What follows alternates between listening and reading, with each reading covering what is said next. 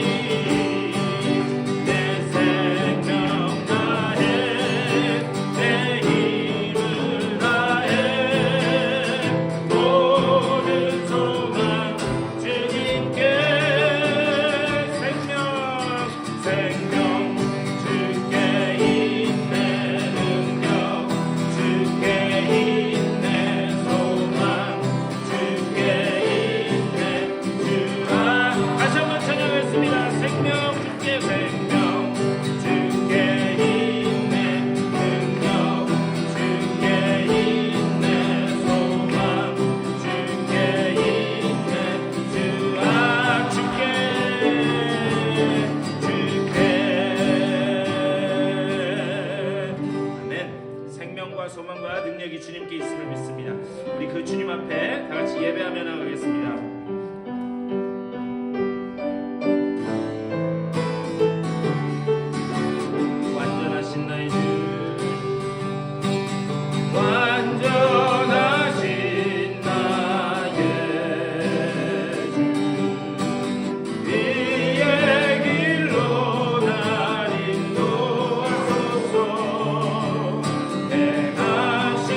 모든 일 주님의 영광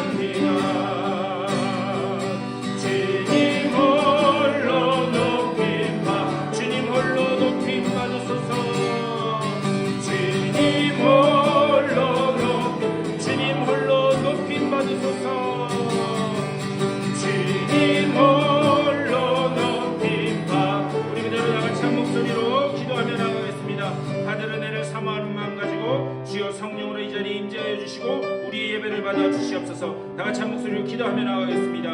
우리 주님의 크신 사랑과 은혜를 감사드립니다. 아버지, 오늘 이 아침에도 주의 전으로 불러주시고 주님 앞에 예배하게 하시니 감사를 드립니다. 우리가 드리는 이 예배 자리 가운데 성령으로 임재하여 주시고 우리가 드리는 이 예배를 받아 주시옵소서. 우리들의 마음 문을 열어주시고 우리가 기쁨과 감사의 축제로 예배를 드려지는 복된 예배 자리 될 수 있도록 주여 인도하여 주시옵소서. 우리 주님의 크신 사랑과 은혜를 감사드립니다. 이 귀하고 복된 주일에 저희들 주의 전으로 불러주시고 또 주님 앞에 예배할 수 있도록 예배자로 불러주시니 감사를 드립니다.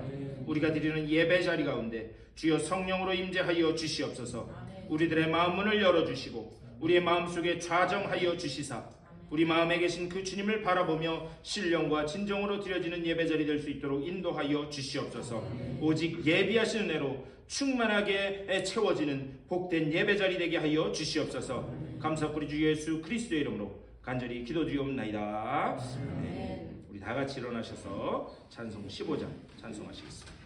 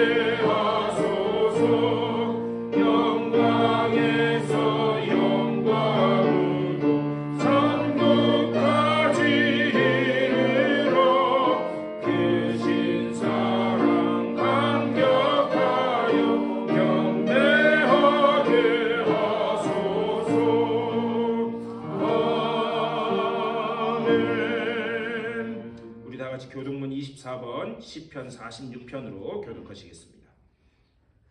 하나님은 우리의 피난처시요 힘이시니 그러므로 땅이 변하든지 산이 흔들려 바다 가운데 빠지든지 바닷물이 솟아나고 뛰놀든지 그것이 넘침으로 산이 흔들릴지라도 우리는 들어가지 아니하리로다. 한 시내가 있어 나뉘어 흘러 하나님의 성 곧 지존하신 이의 성소를 기쁘게 하도다. 하나님이 그 성 위에 계시심에 성이 흔들리지 아니할 것이라. 새벽에 하나님이 도우시리로다. 그가 땅 끝까지 전쟁을 쉬게 하시며 하늘을 꺾고 창을 부르며 수레를 불사르시도다. 이르시기를 너희는 가만히 있어 내가 하나님됨을 알지어다. 내가 문나라 되어서 녹음을 가르리라. 내가 세계 되어서 녹음을 가르리라 하시더라. 만군의 여호와께서 우리와 함께 하시니 야곱의 하나님은 우리의 피난처시로다. 아멘. 우리 사도신경으로 우리의 신앙을 고백하겠습니다. 전능하사 천지를 만드신 하나님 아버지를 내가 믿사오며 그 외아들 우리 주 예수 그리스도를 믿사오니 이는 성령으로 잉태하사 동정녀 마리아에게 낳으시고 본디오 빌라도에게 고난을 받으사 십자가에 못 박혀 죽으시고 장사한 지 사흘 만에 죽은 자 가운데서 다시 살아나시며 하늘에 오르사 전능하신 하나님 우편에 앉아 계시다가 저리로서 산 자와 죽은 자를 심판하러 오시리라. 성령을 믿사오며 거룩한 공예와 성도가 서로 교통하는 것과 죄를 사하여 주시는 것과 몸이 다시 사는 것과 영원히 사는 것을 믿사옵나이다. 아멘.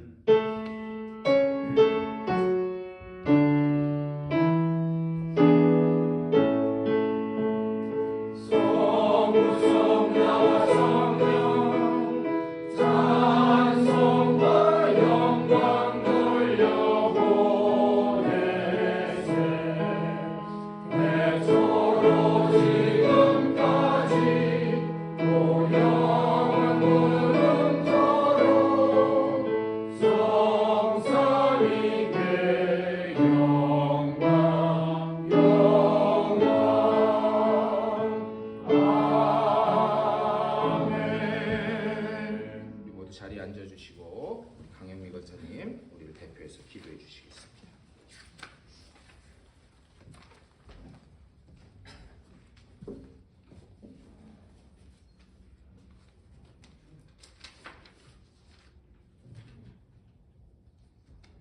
사랑이 많으신 하나님 아버지, 귀한 성일 허락하시고 그 사랑의 손길로 예배의 자리로 인도하시니 감사드립니다. 하나님의 임재 안에서 찬양과 경배와 영광 올려드리는 귀한 예배의 시간 되기를 간절히 기도드립니다.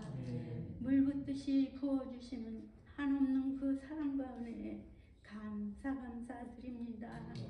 사순절 기간 여전히 죄에 빠져 살아가는 우리의 모습 불쌍히 여겨 주시옵소서. 정결한 마음 주시어 어리석은 자 되지 아니하게 우리를 말씀으로 바로 서게 하옵소서. 그 구원의 은총이 있기에 우리가 살아감을 기억하게 하시며 우리의 죄로 인하여 십자가의 길을 가셔야 하는 주님의 그 끝없는 사랑을 날마다 느끼며 살아가게 하옵소서. 보혈을 지나 하나님 품으로 돌아오는 귀한 성도님들 되게 하옵소서. 몸된 교회 위에 함께 하신 하나님 아버지, 그 크신 능력의 손으로 붙드시고 인도하시는 아리조나 한인연합감리교회 되게 하옵시며 더욱더 하나 되어 아버지께 부르짖는 기도의 성도님들 되게 한 분 한 분 붙들어 주시옵소서. 서로를 귀히 여기며 하나님이 기뻐하시는 교회로 부흥성장하게 하옵소서. 혼란스러운 이 현실 여전히 마지막 때를 향하여 달려가고 있사오니 아버지여 긍휼을 베푸사 그 능력의 손으로 지나가게 하옵시며 하루속히 전쟁이 끝나게 하옵소서. 하나님이 주시는 참 평화와 평강이 온 땅에 임하옵기를 간절히 기도드립니다. 위정자들 바르게 하시어 공의로우신 하나님 손을 붙들게 하소서. 목사님 위에 성령 하나님 함께 하시어 능력의 말씀이 선포되며 우리의 영이 날마다 새롭게 하시며 말씀 붙들며 순종의 백성으로 살아가게 하소서. 아버지여 성도님들 가정마다 아버지의 손길을 간절히 원하오니 회복해 하옵시며 치유하여 주시어 하나님이 주시는 참 평안이 넘치게 하옵소서.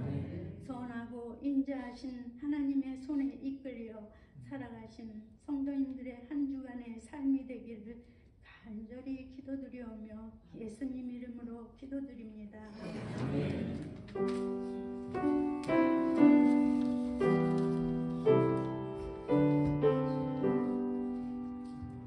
우리 찬송 한 장 더 하시겠습니다. 찬송 294장 우리 다 같이 찬송하겠습니다.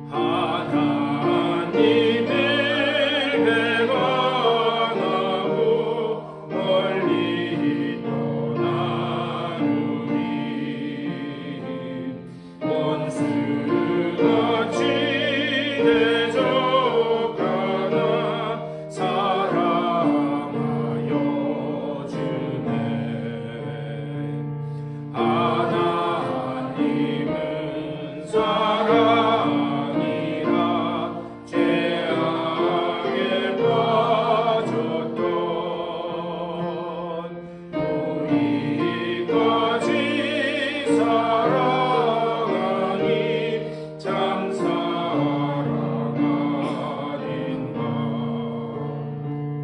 세상 죄를 사시려 우리 죽을 대신 아 예수 십자가에 고난 받으셨네.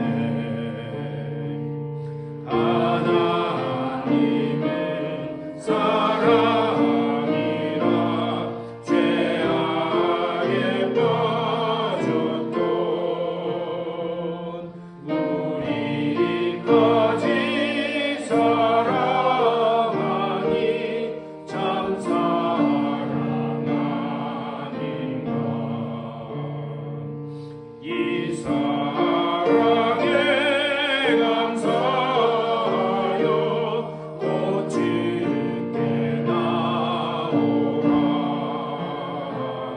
고난 영혼 주께 맡겨 구원을 얻으라. 하나님은 사랑이라 죄악에 빠졌던 우리까지 사랑하니 참 사랑 아닌가. 아멘. 오늘 예배 나오신 여러분들을 주님의 이름으로 환영하고 축복합니다. 오늘 특별히 예배드리면서 우리 교회를 방문해 주신 분들이 계신데요. 우선 먼저 미스터 스캇 샌더스, 우리 저기 방문해 주셨습니다. 뜨겁게 잠깐 기도하겠습니다. Let us pray. Gracious and loving Father, we thank and praise you for bringing Mr. Scott Sanders to us today. Please bless him, guide his life, and fill his heart with your peace and grace. May he experience your love and feel welcomed in this community of faith. We pray in Jesus' name. 아멘. 환영합니다. 감사합니다. 그리고 또 우리 방문해 주신 분이 계신데요. 우리 천혜도 장로님, 우리 두 분, 네 분 여기 앞에 방문해 주셨는데 우리 뜨겁게 환영해 주십시오. 감사합니다. 우리 시카고 제일교회에서 우리 장로 섬기시는 장로님이신데 여기 여행 중에 지금 계신다고 합니다. 우리 잠깐 기도하겠습니다. 주님의 은혜를 감사드립니다. 주님께서 태초부터 택하시고 계획하시고 지금까지 삶을 인도하신 우리 천혜도 장로님 두 분, 네 분 이렇게 오늘 교회에 와서 같이 예배할 수 있도록 인도하여 주시니 감사를 드립니다. 일평생 주를 위해 헌신하고 주님의 몸된 교회를 위해서 존귀하게 쓰임받은 두 분인 줄 믿사오니 주여 지금까지 그러하셨던 것처럼 이제 남은 삶 가운데 하나님께서 놀라운 복과 은혜로 충만하게 채워 주시옵소서. 삶을 통하여는 기름짐이 넘치게 하여 주시고 그것을 가지고 또 주의 영광을 위해 복되게 쓰임받게 하여 주시며 육체에는 강건함을 허락하여 주셔서 썩어질 육체 때문에 주님의 일하는 것 방해받지 않도록 주님 채워주시며 마음에는 주님 주신 평안으로 채워주셔서 어떤 상황에서든지 찬양의 입술이 열려줄 수 있도록 복내려 주시옵소서. 기도하는 것마다 하나도 땅에 떨어지지 않고 주님 앞에 향기되어 올라가 주님 흠양하시고 응답하시는 귀한 역사를 맛보게 하여 주시옵소서. 특별히 지금 여행 중에 계신데 여행 가운데도 주님 함께하여 주시고 눈동자처럼 지켜주시며 또 돌아가는 그 발걸음 가운데도 주님 함께하여 주시옵소서. 감사하고 우리 주 예수 그리스도의 이름으로 축복하며 간절히 기도드리옵나이다. 아멘. 감사합니다. 우리 이 시간 다 같이 일어나셔서 전우자와 인사 나누시겠습니다. 잘 오셨습니다.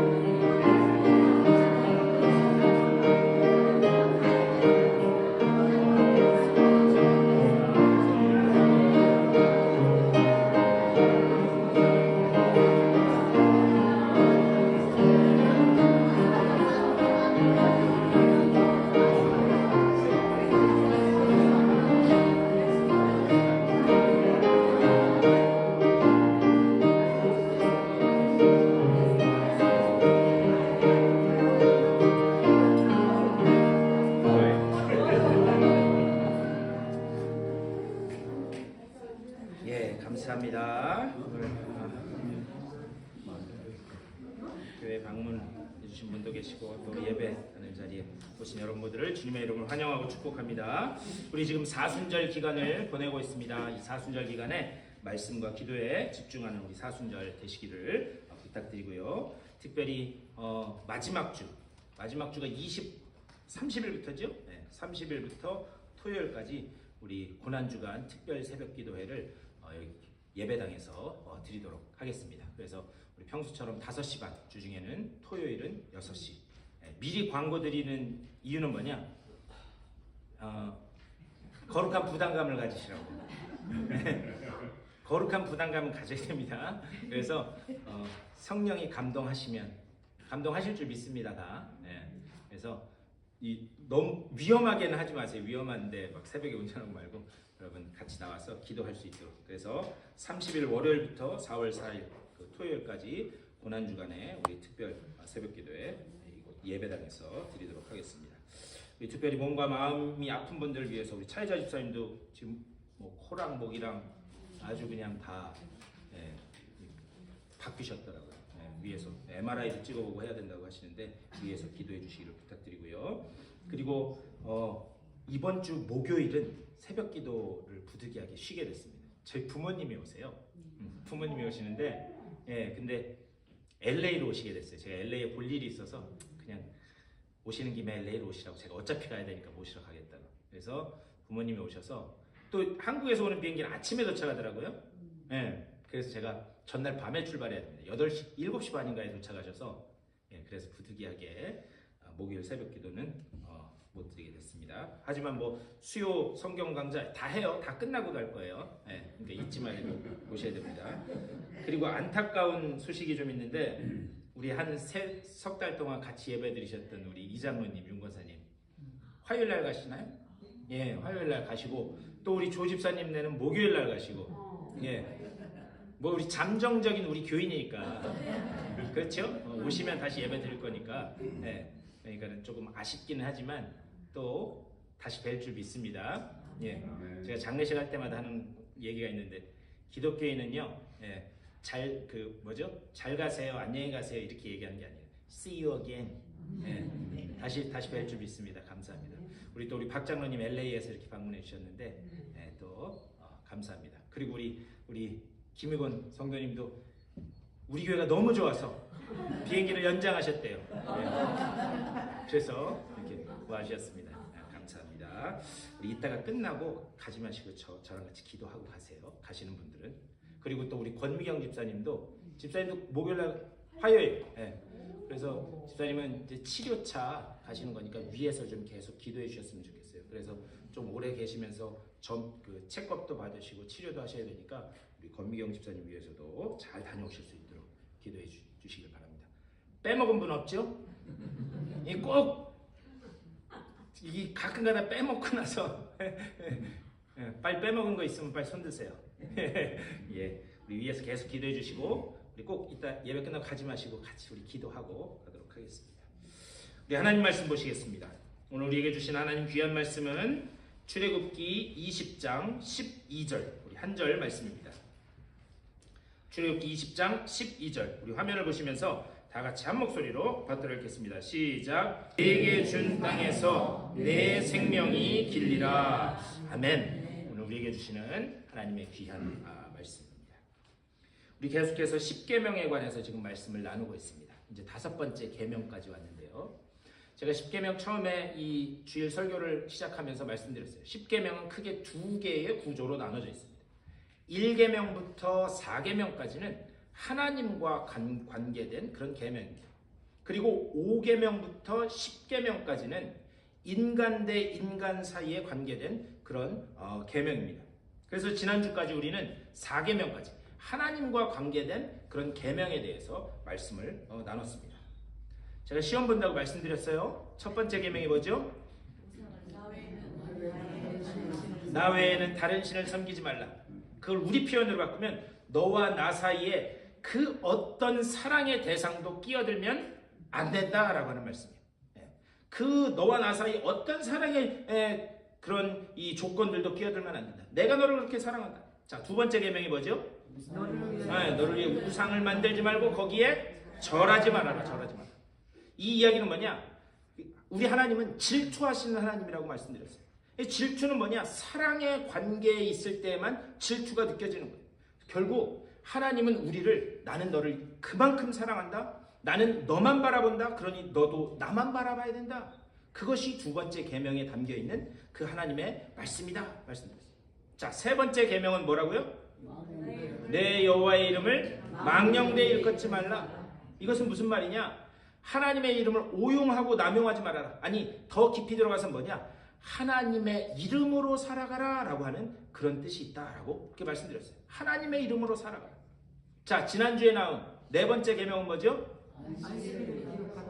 그렇죠. 안식일을 기억하여 거룩히 지키라. 여기에는 두 가지 의미가 담겨 있다라고 말씀드렸어요. 뭐냐? 하나님께서 일주일의 하루를 안식일로 정하시고 그렇게 지키게 하신 이유는 이 세상 만물은 누가 창조하셨다? 하나님이 창조하셨다. 하나님이 창조하셨다. 그래서 창조기사가 거기 들어있다고 말씀드렸어요. 거기에 더해서 하나님이 이 세상 만물을 창조하셨기 때문에 이 세상 만물의 주인도 누구시다? 하나님이시다. 그것을 고백하는 차원에서 안식일을 지켜라. 또 다른 의미는 뭐냐? 안식 후 첫날 우리 주님께서 부활하셨다는 거예요. 그래서 너희가 어떻게 구원받았는지 기억하고, 그리고 그 안식 후 첫날에 부활하신 주님께서 다시 너희를 위하여 그날 오실 것이다 라고 하는 것을 기억하는 차원에서 너희가 그날을 기억하고 거룩하게 지키라 라고 그렇게 하나님께서 명령하셨어요. 중요한 건 뭐냐? 제가 계속 말씀드리는 것은 10계명은 우리를 향한 율법이 아닙니다. 무엇인가? 내가 너희를 이만큼 사랑한다? 내가 너희와 이렇게 함께하기를 원한다 라고 하는 하나님의 절절한 사랑 고백이 담긴 그런 말씀, 결국 우리를 향한 하나님의 자기 선언이다 라고 그렇게 말씀드렸어요. 다만 부탁드리기는 이 우리를 향한 하나님의 이 사랑의 고백이 깨달아지고 믿어지고 그리고 그 약속에 붙들리는 여러분의 삶 다 되시기를 주님의 이름으로 간절히 축원합니다. 지금 이제 10계명이 그런 내용이라. 자, 이제 다섯 번째 계명까지 왔습니다. 자, 오늘 다섯 번째 계명, 우리 12절 다시 한번 다 같이 읽겠습니다. 시작. 내 부모를 공경하라. 그리하면 내 하나님 여호와가 네게 준 땅에서 네 생명이 길리라. 아멘. 자, 부모 공경을 통해서 하나님이 우리에게 말씀하시고자 하는 것이 무엇인가? 여러분, 우리나라는 옛날부터 뭐라고 불렸느냐? 동방예의지국이라고 불렸어요. 동방예의지국. 들어보셨죠? 어른을 공경하고 부모를 공경하는 그런 나라다라고 그렇게 해서 동방예의지국. 그런데 이제 그것도 옛말입니다. 제가 이 말씀을 준비하면서 이렇게 자료를 찾아보니까요, 이제는 자녀들이 한국에서 부모를 모시려고 안 한대요. 그래서 어떤 일까지, 어떤 법까지 만들어진 줄 아세요? 부모 모시고 살면 세금 혜택을 줍니다. 웃자고 하는 얘기 아니에요. 진짜요. 제가 찾아봤어요. 그래서 부모를 모시고 사는 그 가정, 특별히 뭐 65세 이상의 부모님을 모시고 몇 가지 조건이 있긴 하지만 그렇게 하면 텍스 리턴, 세금 환급 받을 때 꽤 많은 그런 혜택을 준다는 거예요. 그러니까 이게 얼마나 참 씁쓸한 이야기인지 모르겠어요. 얼마나 부모님을 모시고 안 살려고 하면 이제 그거를 법으로까지 만들었는가. 제 친구 목사가요, 예전에 교회학교 담당이 목사일 때 한 번은 사진을 찍어가지고 와서 저를 보여주는데 그 사진을 보고 제가 한번 빵 터진 적이 있어요. 뭐냐? 초등학교 그 유초등부 담당 목사였는데 그 아이들을 놓고, 특별히 초등학교 저학년 아이들을 놓고 10계명을 외워서 쓰는 성경 시험을 봤대요. 그래서 10계명을 써서 하는 그 이 시험을 봤는데 초등학교 2학년짜리 아이 답안지를 사진을 찍어서 보여주는데 제가 빵 터졌어요. 1계명부터 4계명까지는 잘 썼어요. 그런데 5계명에 뭐라고 썼느냐? 내 부모를 공격하라. 네, 내 부모를 공격하라. 그래가지고 제 친구가 그걸 보여줘요. 그래서 물어봤대요. 그 초등학교 2학년짜리 애한테. 왜 내 부모를 공격하라라고 썼냐? 그랬더니 1계명부터 4계명까지는 기억나고 5계명이 어렴풋이 기억이 나는데 앞에가 공짜로 시작했다는 거예요. 근데 초등학교 2학년짜리가 이 어휘가 조금 딸리니까 그냥 최대한 비슷한 아는 단어를 쓴 게 공격하라였어요. 그래서 내 부모를 공격하라.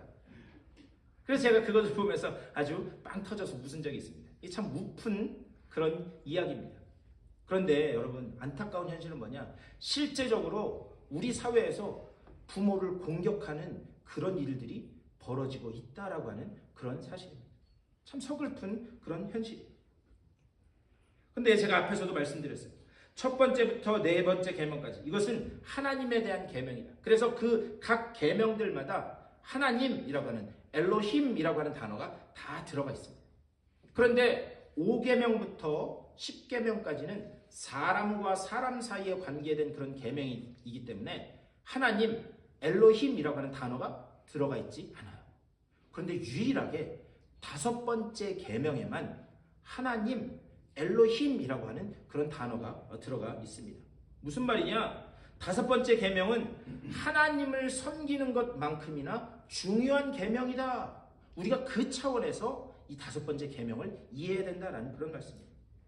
그렇다면 하나님은 왜 부모 공경을 인간에 관한 계명 중에서 첫 번째 계명으로 말씀하셨는가? 제가 예전에 한국에서 청년 목회를 할 때요, 성경 공부를 하면서 이런 부모 공경에 관한 그 주제가 나온 적이 있어요. 그래서 그 이제 성경 공부를 끝나고 이제 정리를 하고 있는데 저희 청년 하나가 저한테 오더니 목사님 개인적으로 좀 상담을 좀 했으면 좋겠습니다. 저한테 그래요. 그래서 이제 다른 청년들은 다 가고 그 친구랑 둘이서 사무실에서 이렇게 이런저런 이야기를 나눴습니다. 그런데 그 청년이 뭐라 그러냐? 목사님, 이런 아버지도 공경해야 됩니까? 저한테 그러는 거예요.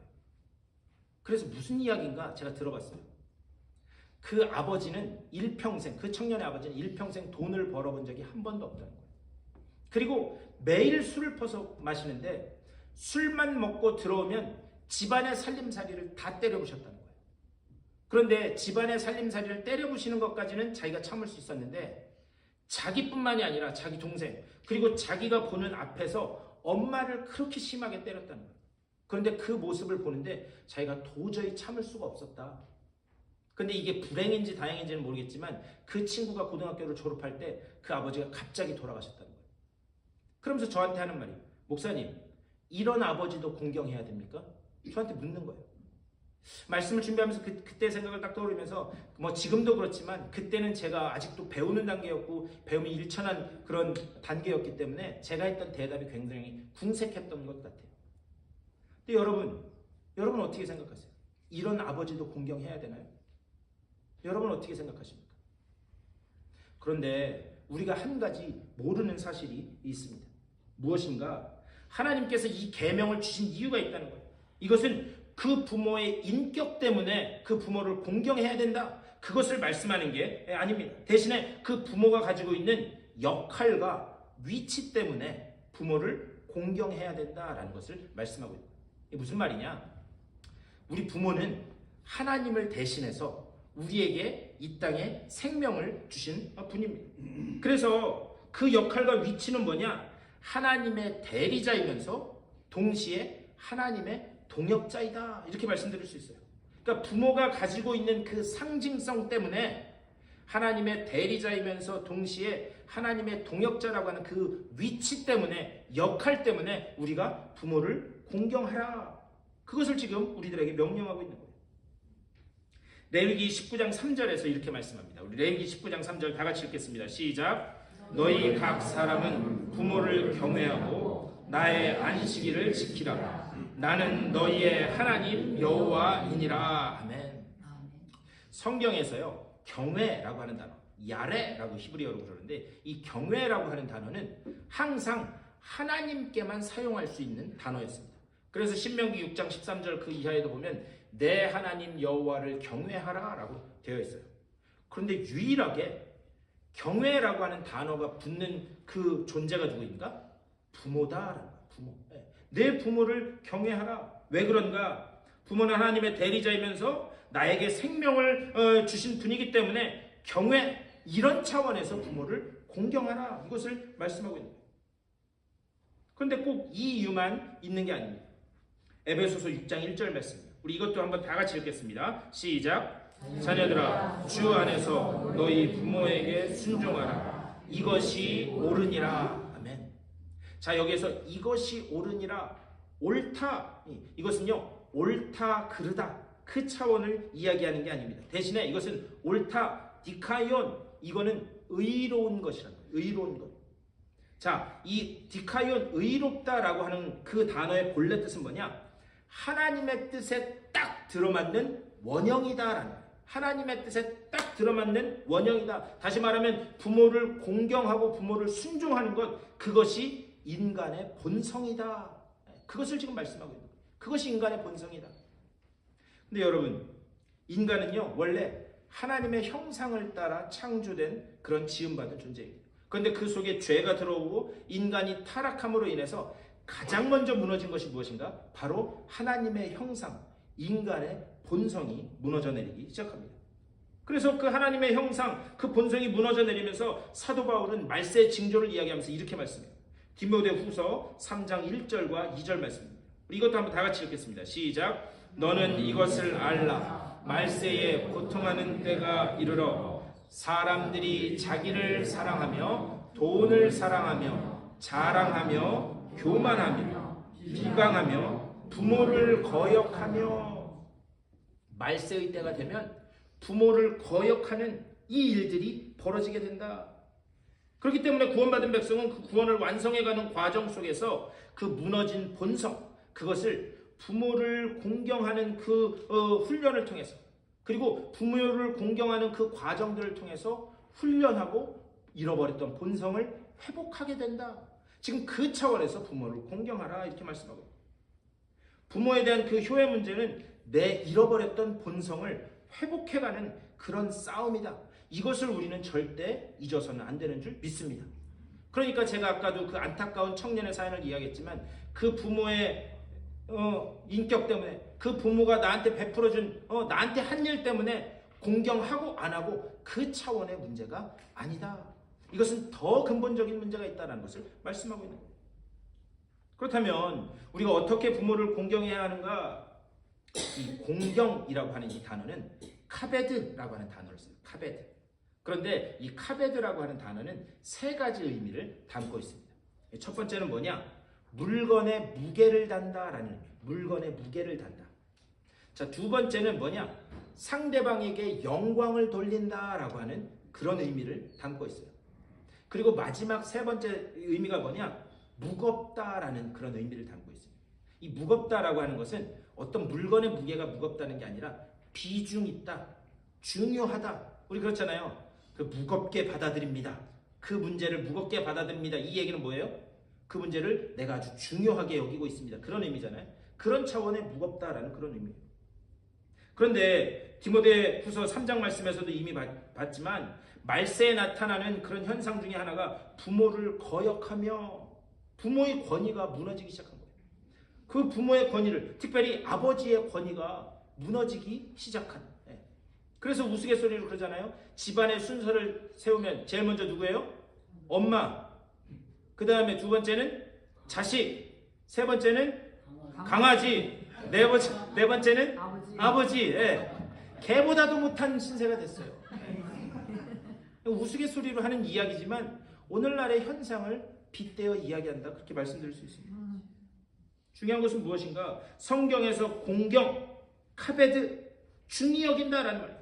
그런데 이 카베드, 중히 여긴다, 중요시한다라는 말의 반대말, 그러니까 그게 무겁다라고 그랬잖아요. 그 반대말은 칼날이라고 해요. 칼날.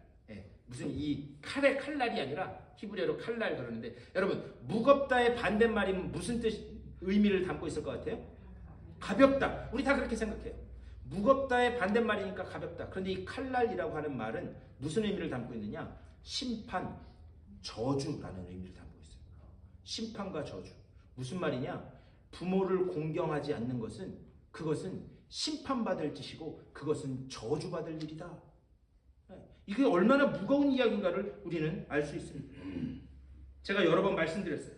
롯이 자녀들과 함께 소돔과 고모라에 살고 있을 때 소돔과 고모라 성이 멸망할 것을 알게 됐습니다. 그리고 그것을 자녀들에게 이야기해요.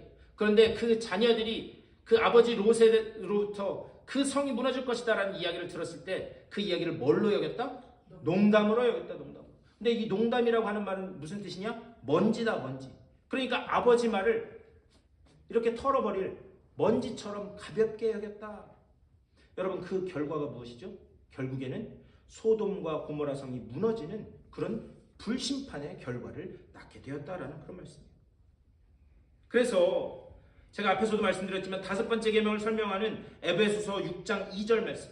에베소서 6장 2절에서 이렇게 말씀해요. 우리 이것도 한번 다 같이 읽어볼까요? 시작. 내 아버지와 어머니를 공경하라. 이것은 약속 있는 첫 계명이니. 아멘. 여기서 이 에베소서 6장 2절에서 말하는 공경하라. 이것은 티마오라고 하는데 이것은 무슨 뜻이냐? 값을 매기다. 값어치를 아주 귀히 매긴다라고 하는 그런 의미예요. 가장 중요하게 여긴다. 이것이 약속 있는 첫 계명이다. 그럼 도대체 그 약속이 무엇이길래 이것을 약속 있는 첫 계명 이렇게 말씀하고 있는가? 우리 6장 3절도 한번 읽어보겠습니다. 시작. 이로써 네가 잘되고 땅에서 장수하리라. 아멘. 이 약속은요 오직 5번째 계명에만 있는 그런 약속이에요. 그렇다면 이것을 우리가 문자적으로만 이렇게 보면 부모님을 효도하면 부동산 재벌이 되고 이 땅에서 오래오래 살게 되는구나, 잘못 이해할 수도 있습니다. 그런데 이것은 그것을 말씀하는 게 아니에요. 여러분, 여호수아서 말씀을 보면 가나안 땅이라고 하는 것은 어떤 장소를 이야기하는 게 아닙니다. 거기는 하나님의 말씀을 순종하는 공간이 가나안 땅이에요. 그래서 그들이 가나안 땅을 정복할 때 하나님의 말씀에 순종해서 나아갈 때는 그 땅을 다 쟁취할 수 있었습니다. 하지만 하나님의 말씀을 거역하고 불순종할 때는 거기에 있는 것 하나까지도 다 뺏겨버리는 그 공간이 바로 가나안 땅이었어요. 다시 말하면 땅에서 잘 된다. 이것은 뭐냐? 하나님의 말씀에 순종하면서 나아갈 때만 그리스도 안에서 영원한 하나님의 그 구원을 누릴 수 있게 된다. 가나안 땅, 그 땅이라고 하는 것은 누리는 공간이라는 거예요. 뭐를 기초로? 하나님의 말씀을 순종하는 것을 기초로 누리는 공간이다. 그렇다면 하나님께서의 5번째 계명을 통해서 왜 이런 약속을 하셨는가? 여기에 바로 놀라운 구원의 그림이 있기 때문이에요. 제가 여러 번 말씀드렸습니다. 누가복음 15장에 우리 그 집을 떠났다 돌아온 탕자의 이야기를 한번 보셨으면 좋겠어요. 유대인의 율법 중에서 아버지가 살아계실 때 아버지 그 재산 나한테 주십시오.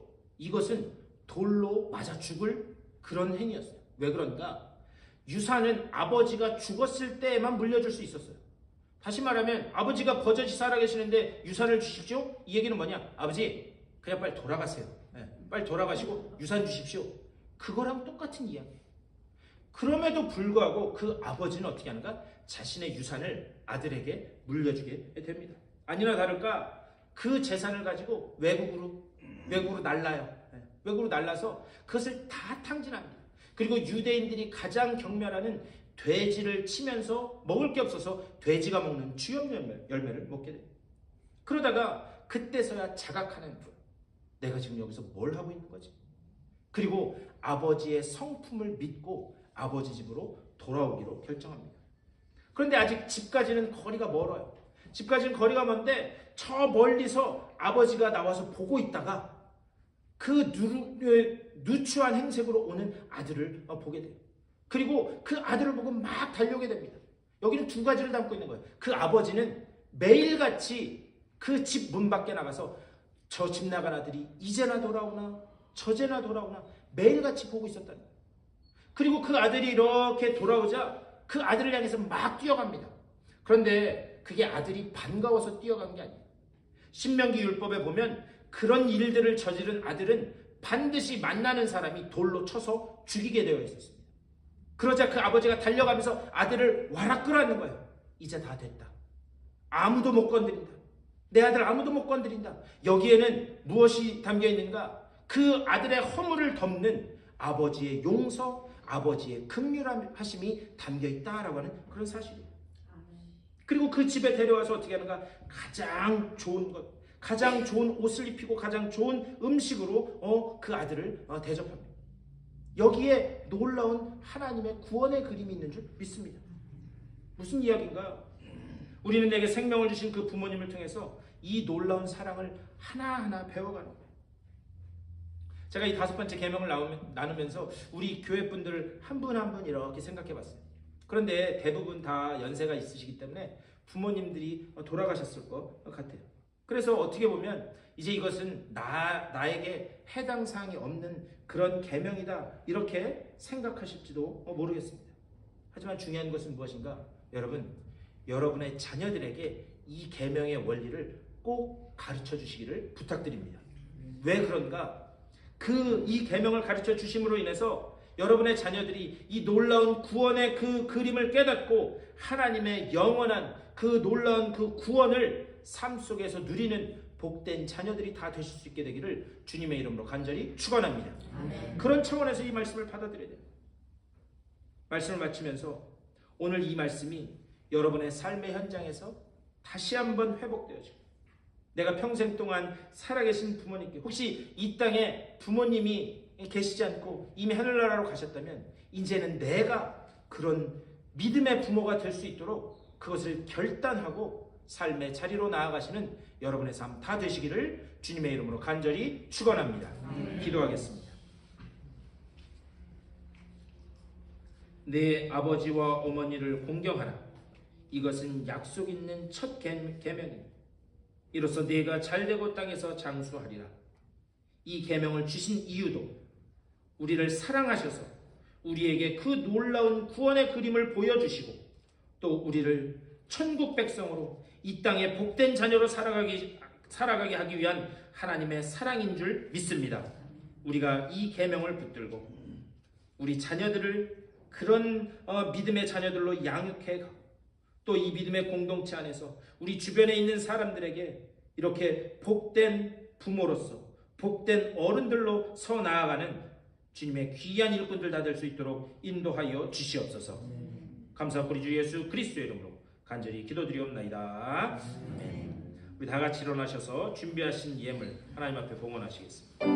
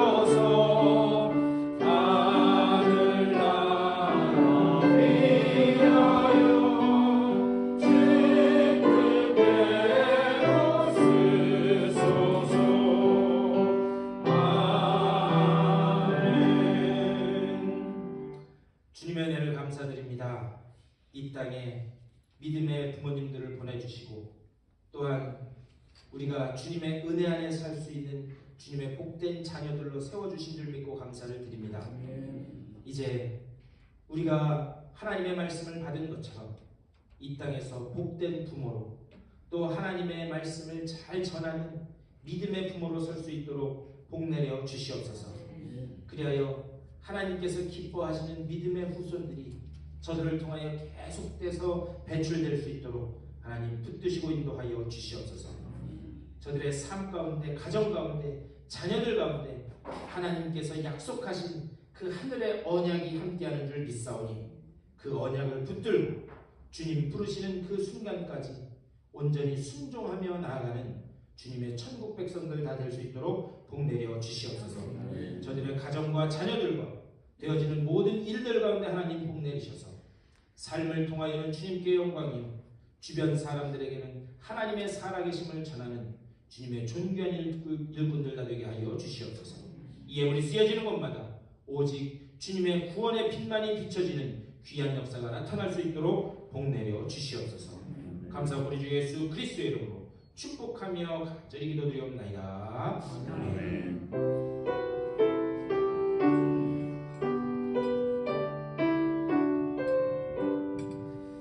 우리 일어서신 채로 428장 힘있게 찬송하시고 축도로 예배 마치겠습니다.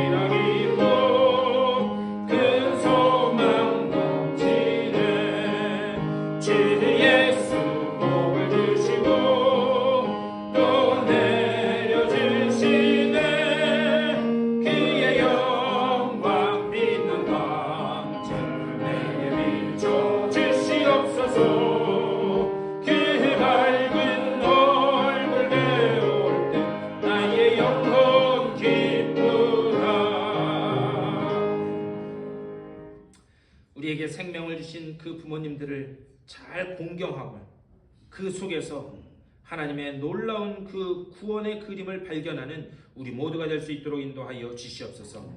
우리의 죄를 덮으시고 우리를 불쌍히 여기시고 용서하여 주셔서 하늘 백성 삼으신 그 하나님의 은혜를 기억하면서 우리 자신부터가 이런 믿음의 부모들이 다 되게 하여 주시고 이것을 자녀들에게 잘 전해서 우리 후손을 통하여 하나님께 영광 올려드리는 복된 믿음의 일꾼들이 계속해서 배출되는 믿음의 가문 다 될 수 있도록 인도하여 주시옵소서. 이 믿음을 가지고 또 새롭게 허락된 세상을 향해 걸어나가는 저들의 삶 가운데 우리 구주 예수 그리스도의 크고 놀라우신 은혜와 하나님 아버지의 극진하신 그 사랑하심과 성령의 감화 감동하시고 교통하시는 놀라운 은총이 저들의 삶 가운데 가정과 특별히 자녀들 가운데 되어지는 모든 일들 가운데 이제로부터 영원토록 함께 하시기를 간절히 축원하옵나이다. 아멘.